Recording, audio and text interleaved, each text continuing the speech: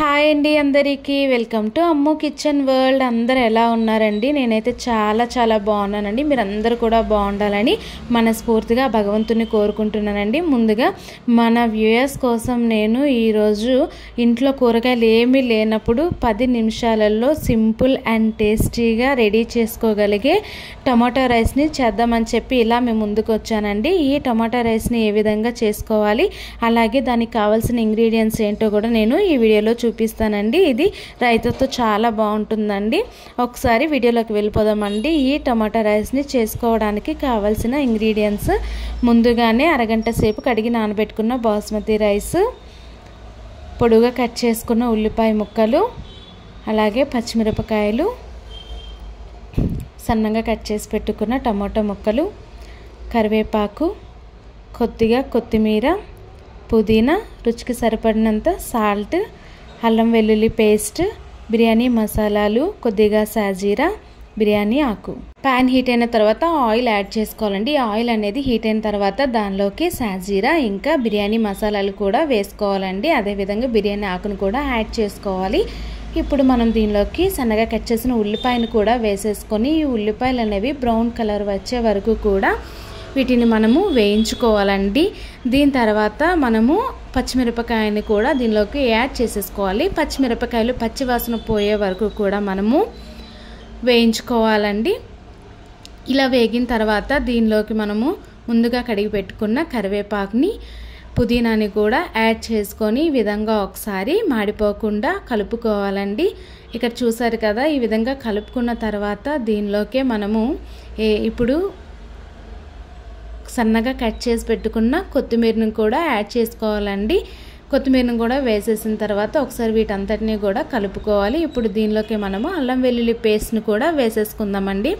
ఈ అల్లం వెల్లుల్లి పేస్ట్ పచ్చి వాసన పోయే వరకు కూడా వేయించుకోవాలి. దీనిలోకే మనము ఇప్పుడు ఏం చేద్దామంటే టమాటా ముక్కల్ని కూడా యాడ్ చేసేసుకోవాలండి. టమాటా ముక్కలు వేసిన తర్వాత వీటంతటినీ కూడా ఒకసారి ఈ ఉల్లిపాయ ముక్కలు, పచ్చిమిరపకాయలు, మసాలాలు అంతటినీ కూడా టమాటాలు వేసిన తర్వాత ఈ విధంగా కలుపుకోవాలండి. ఇలా కలుపుకున్న తర్వాత దీనిలోకి రుచికి సరిపడినంత సాల్ట్ని కూడా మనము యాడ్ చేసేసుకోవాలి. సాల్ట్ని కూడా యాడ్ చేసేసుకున్న తర్వాత ఇప్పుడు మనము గ్యాస్ అనేది సిమ్లో పెట్టుకొని మూత పెట్టుకొని ఉడికించుకోవాలండి. 5 నిమిషాల తర్వాత మనము మూత తీసి చూసినట్లయితే ఇక్కడ చూసారు కదండి, టమాటా ముక్కలు అనేది ఉడుకుతుందండి. ఈ ఆయిల్ అనేది సెపరేట్ అవుతుంది అనుకున్నప్పుడైతే ఈ టమాటా ఉడికినట్లేనండి. ఈ టమాటాని ఈ విధంగా ఉడికించుకున్న తర్వాత చూసారు కదా, ఇక్కడ సాఫ్ట్గా ఉందండి టమాటా.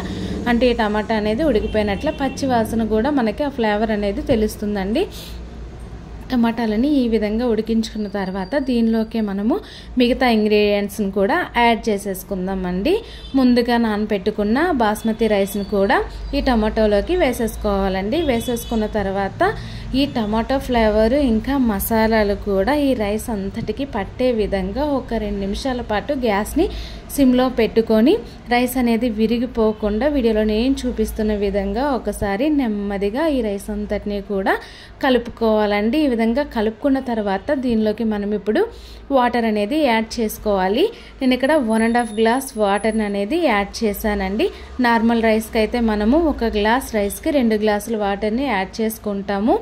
కానీ ఇది బాస్మతి రైస్ కనుక 1.5 గ్లాస్ వాటర్ సరిపోతుందండి. ఇక్కడ చూసారు కదా, నేను ఈ గ్లాస్తో 1 గ్లాస్ రైస్ అనేది తీసుకున్నాను కనుక 1.5 గ్లాస్ వాటర్ అనేది నేను యాడ్ చేశానండి. ఈ వాటర్ వేసుకున్న తర్వాత వీటంతటినీ కూడా ఈ మసాలాలంతటినీ కూడా ఈ వాటర్ వేసిన తర్వాత ఈ రైస్ వీటంతటినీ కూడా ఒకసారి ఈ విధంగా కలుపుకోవాలండి. ఈ విధంగా కలుపుకున్న తర్వాత మీరు ఇక్కడ ఒకసారి చూసినట్లయితే వాటర్ అనేది ఈ విధంగా మరగడం స్టార్ట్ అవుతుందండి. ఈ విధంగా మరుగుతున్నప్పుడు మనము ఇంకొకసారి ఈ రైస్ అనేది అంతటిని కూడా ఒకసారి కలుపుకొని సాల్ట్ అనేది చెక్ చేసుకోవాలండి.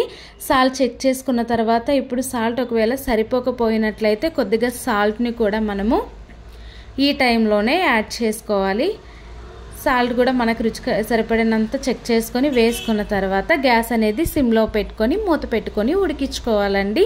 ఇప్పుడు చూసారు కదా, ఒక 10 నిమిషాల తర్వాత మనము మూత తీసి చెక్ చేసుకున్నట్లయితే రైస్ అనేది ఈ విధంగా రెడీ అయిపోతుందండి. చూసారు కదా, దీనిలోకి మనము ఫైనల్గా కొద్దిగా కొత్తిమీరను వేసుకొని గార్నిష్ చేసుకోవాలండి. అంతేనండి, simple and tasty tomato rice అనేది చాలా సింపుల్గా 10 నిమిషాలలో రెడీ అయిపోయింది. చూసారు కదా ఫ్రెండ్స్.